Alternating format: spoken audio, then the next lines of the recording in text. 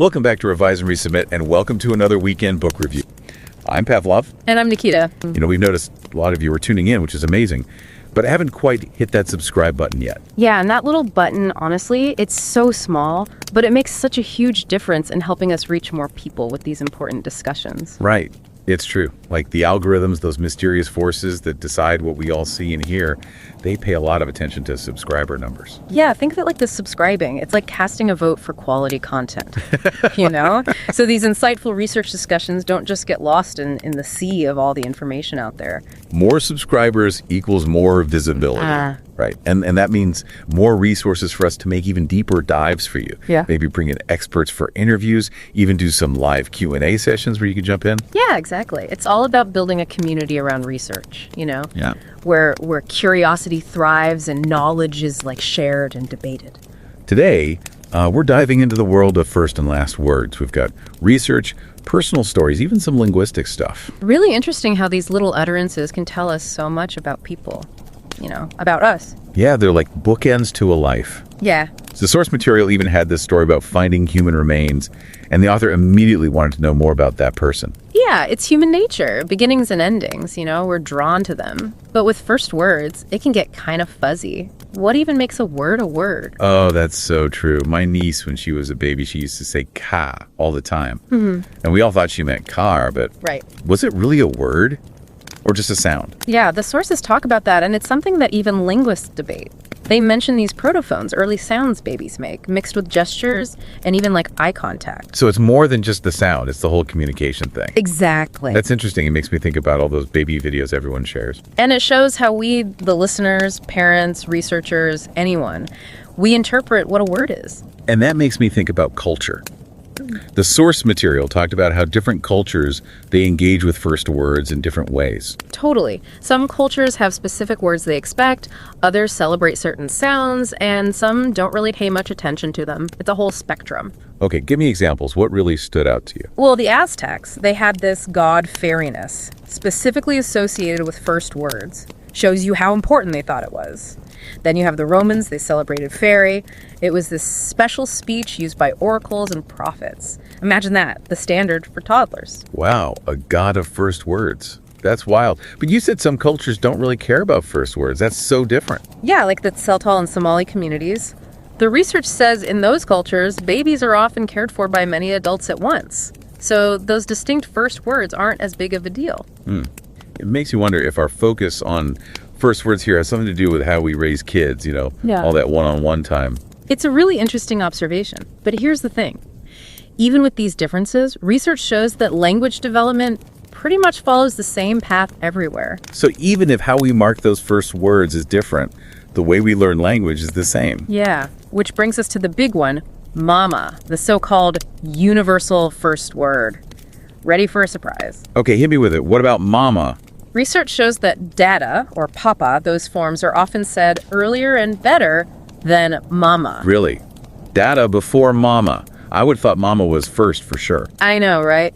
And there's this story in the sources about a child of deaf adults. Their first word in sign language was milk, not mama or anything like that. So even in sign language, mama isn't always first.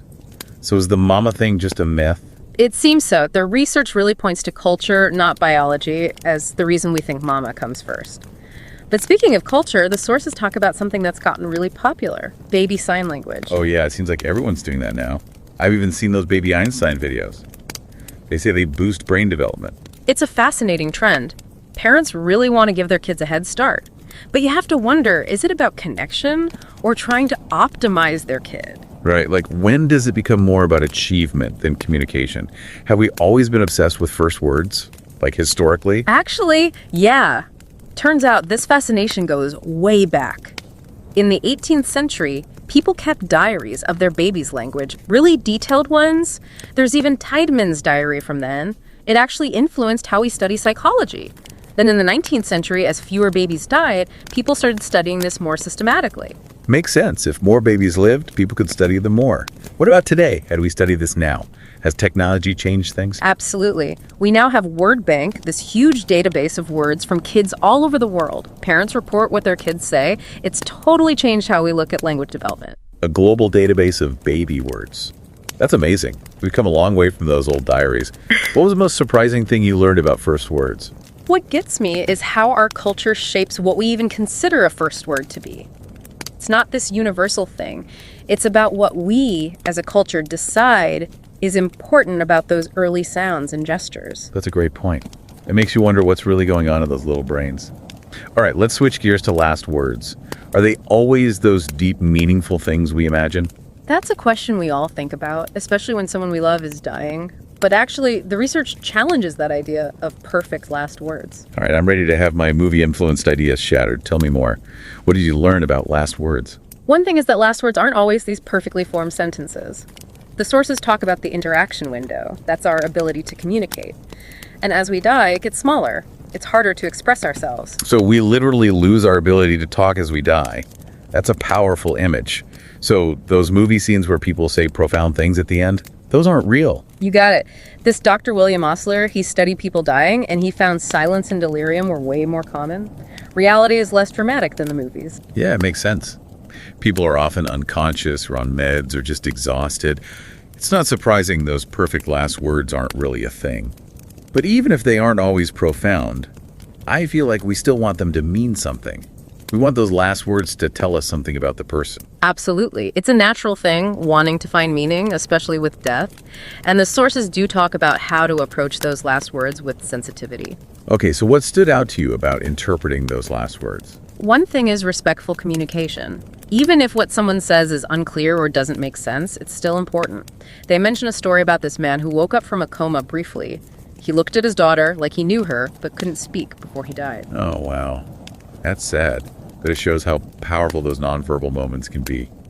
Even without words, there was that connection. It reminds me of what you said before about listening even to sounds that don't seem to mean anything. Exactly.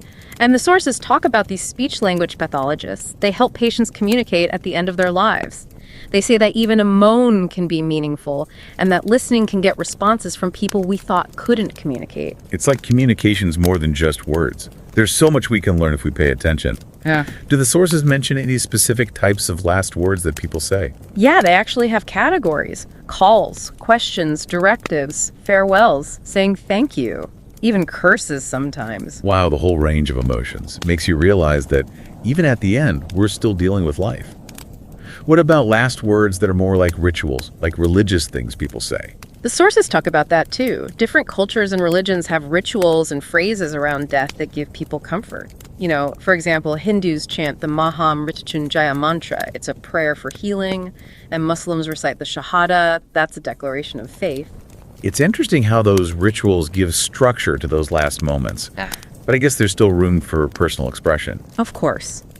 The sources say that even within these rituals, people bring their own beliefs and experiences. It's not just saying words, it's finding personal meaning in them. That makes sense. It reminds us that death is personal, even within all the cultural stuff. You know, it's hard not to think about how COVID changed things. The isolation, not being able to visit people in the hospital, it made us see how fragile life is. Yeah, it was a crazy time. We saw all those virtual visits, families trying to connect through screens, but technology couldn't fix everything. So many people died alone without saying goodbye. It was tough. But in a way, the pandemic made us rethink what's important. We thought about our own mortality. We realized we need to tell people we love them while we can. It's like it forced us to have those hard conversations about death, to acknowledge those connections. Yeah. And there were some good changes too. Some hospitals changed their rules. They realized people need to be together, even during a pandemic. So even though it was hard, we learned some things about communication and connection at the end of life. It's becoming clear to me that these conversations about first and last words aren't really about the words themselves. They're about something deeper. That's a great point. It's about seeing those words as part of a bigger story, a story of communication throughout our lives, from those first sounds to those last breaths. Okay, I'm seeing those baby videos and deathbed stories differently now. It's not about perfect moments. It's about the realness of it all. Exactly. Each person's journey is unique. There's no right or wrong way to handle those last moments. We have to accept that it's messy, unpredictable. And that means understanding those nonverbal things too. A touch, a look, a tear. Those can be just as meaningful as words. It's about being aware of all kinds of communication, not just talking. And remembering that those last things people do, with or without words, are about connecting, finding meaning, leaving something behind for the people they love. That's beautiful. The research really shows how important it is to just be there for someone who's dying, to listen with an open heart, to appreciate how complex communication is, even at the very end. Thinking about those nonverbal things, what about when people can't speak at all? Do the sources talk about how to connect with someone like that? Yeah, they do. They talk about medical interpreters. They make sure that people can still talk to their loved ones, even if they speak different languages. Everyone deserves that chance to connect, no matter what language they speak or where they come from. That's so important. It's about making sure everyone feels included and respected, making sure people's wishes are heard. But what about those times when people use last words to manipulate others? Like those dying declarations they use in court. Did the sources say anything about whether those words are always true? Yeah, they definitely warn against believing those dying declarations just because someone's dying. People's minds can be affected by medication, pain, or even wanting to protect someone. What they say might not be the whole truth. It's a reminder to be careful with those last words, to think about what's going on with the person, and not to use them for our own purposes, like in court, or to make up a story. What about those famous last words we hear all the time? Do those hold up? The sources actually say that a lot of those famous last words might not be real. They say we like those witty sayings and pronouncements because they fit what we think last words should be. So it's more about us wanting a neat ending than what actually happens. Exactly. In reality, a lot of last words are ordinary, just about what the person needs right then. It could be asking for water, complaining about pain, or just being scared. We might want those clever quotes, but death is messy, just like life. It reminds you that those last moments aren't always about big pronouncements or deep thoughts. Sometimes it's just about facing the unknown. And even in those simple things, there's meaning. You can see what was important to the person, their relationships. It's all about listening and realizing that those last words, no matter how they come out, are about trying to connect and leave their mark. This has really changed how I think about first and last words. It's not just these separate events. It's about biology, culture, and our own experiences. They're windows into being human, part of life and death. And we need to be curious about them, be sensitive, and accept that it's all kind of messy and unpredictable. Okay, so we've covered a lot. The science of language, what first and last words mean in different cultures, how to interpret them, how to communicate respectfully, and the different ways people face death.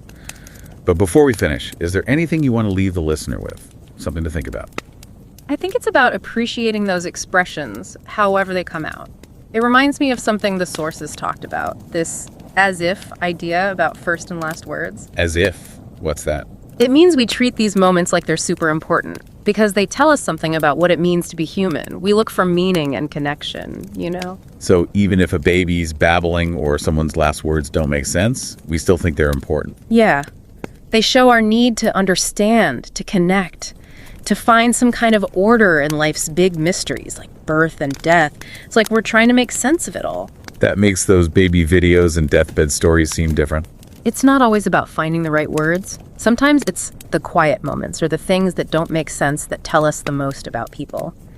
Those real moments are powerful. This deep dive has really changed how I see first and last words. I used to think they were like these big defining moments, but now I see them as part of the bigger picture. This whole communication thing that goes on throughout life. And even the little things, the tiny gestures, can mean so much. It's all about how you look at it, about seeing the richness of how people express themselves. I love that. This has been amazing. We've gone from how babies learn to talk to what first and last words mean in different cultures. We even talked about the ethics of those last words. It's incredible how much we can learn from these simple expressions, about ourselves, about our cultures, about what it means to be human. As we wrap up, what do you hope our listener takes away from all of this? I hope they leave with a sense of wonder about language. Even when it's messy and raw, I'd encourage them to think about their own experiences with first and last words.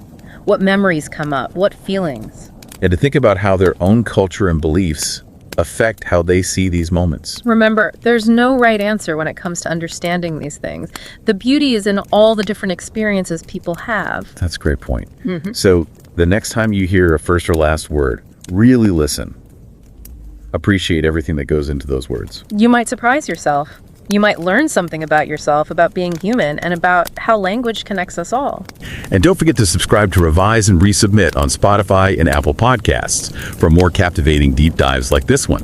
And if you're enjoying the show and want to support us in creating more insightful content, consider becoming a patron on Patreon. Every contribution helps us continue this journey of exploration and discovery. Until next time, keep those minds curious, keep questioning, and keep revising and resubmitting.